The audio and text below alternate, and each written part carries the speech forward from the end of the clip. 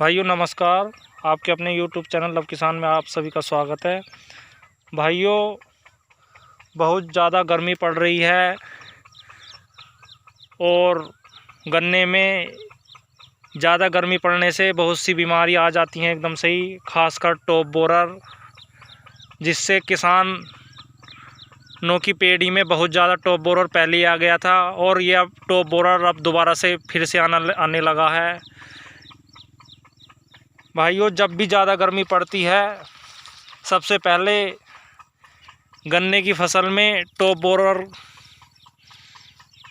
आ जाता है और गन्ने की फसल में बहुत ज़्यादा वो नुकसान कर देता है।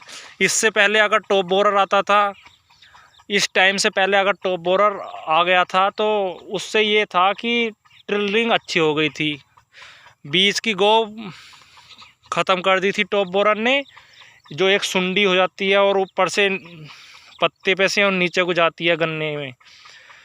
तो बीज की गोब रुककर और साइड में से कल्ले निकल आए थे, जिससे पेड़ी में कल्ले बहुत ज़्यादा हो गए थे, मतलब अच्छी ट्रिलिंग हो गई थी।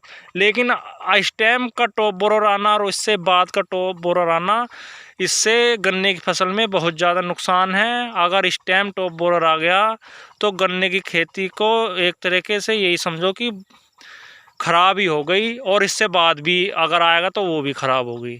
इसलिए इसका समाधान जल्दी से जल्दी करने में ही फ़ायदा है और इसमें सतर्कता भी बरतनी चाहिए किसान भाइयों को। इसकी बहुत सी दवाइयाँ आती हैं जो आगे मैं वीडियो में आपको बताऊंगा ही, लेकिन इसका सबसे बढ़िया इलाज तो मैं बताऊंगा ही, लेकिन इसकी पहचान कैसे करें देखो मैं अभी आपको बताऊंगा। कहीं होगा यहीं पर, इस खेत में मैंने कई जगह देख लिया है। देखो भाइयों, ये देखो इसमें छेद से हो गए हैं, ये देखिए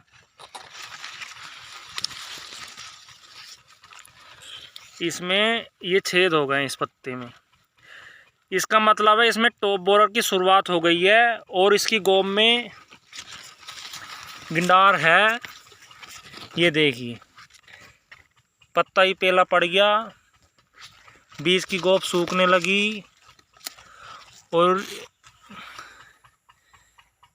ये स्लब का बन जाता है, बीज की गोब बिल्कुल सूख जाती है। और मैं दिखाता हूँ, ये देखिए एक छर्रे से हो जाते हैं पत्ते पर। इसका मतलब ये है कि टॉप बोरर की शुरुआत हो गई है।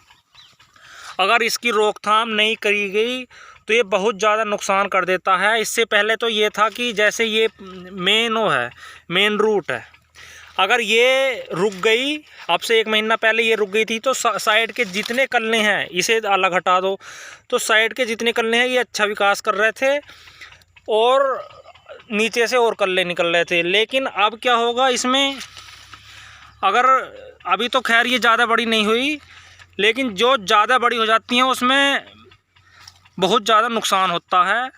और ये किसान भाइयों, इसकी सबसे मेन पहचान ये है, ये मेन रूट में लगती है। जो मेन पौधा होगा उसमें ये लगता है रोग। इसकी रोकथाम करनी बहुत आवश्यक है, जगह जगह ये रोग आ गया है। इसके लिए भाइयों सबसे पहले तो आपको अगर इससे बचाव रखना है कि आए ही ना खेत में, तो इसका सबसे बढ़िया इलाज है कि गर्मी बहुत ज़्यादा पड़ रही है, अपने खेत में नमी बना कर रखें।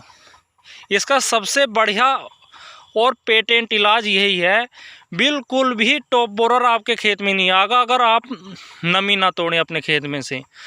अगर आपने चाहे कितनी भी दवाइयाँ लगा दी हैं, अगर आपकी नमी खेत से टूट गई तो समझो टॉप बोरर आएगा, ये समझ लो आप। अभी अगर आपने दवाई कोई सी नहीं दी और नमी आपके खेत में बरकरार है तो टॉप बोरर आने की संभावनाएं बहुत कम हो जाती हैं भाइयों।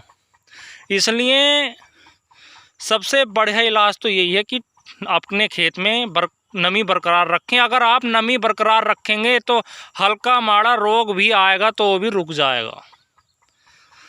अगर आपके खेत में आप नमी देर से कर रहा हो तो आप कितनी भी दवाइयाँ दे लो, वो अपना रिजल्ट नहीं दिखा पाएंगी।